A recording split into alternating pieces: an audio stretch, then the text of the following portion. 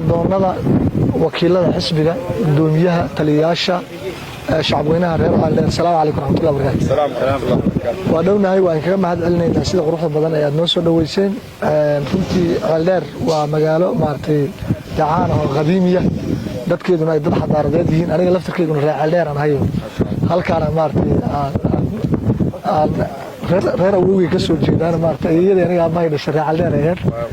marka aad iyo aad aan ugu faraxsanahay maanta inaan imaado shaqada quruxda badan ee aad wadaan aad iyo aad maartay qaranka u haysaan ummadda Soomaaliyeed waad ku mahadsantihiin waxaan rabaa insha Allah taala hadaad ilaahay yiraahdo sidaad sheegteen baa nawr waa idin nimid waan ka soo gudbaynaa safar shaqaan naga xardheer u gudbi doona hadii ilaahay yiraahdo ilaa hubiyo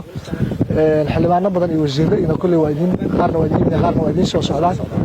shaqada doorashada qof iyo cod oo dalka laga wado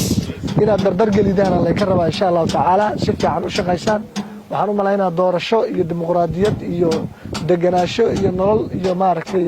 nabad inta marin ugu dambeysay ma xasuusataan marka alxamdulillah rabbil caalamiin in hadda jawga Ceeldheer iyo dadkeeda iyo sasaankeedu waa qurux badan yahay waxaan rabnaa in la dadaalo si guud si gaar ah xisbiga JSB loo codeeyo insha Allah.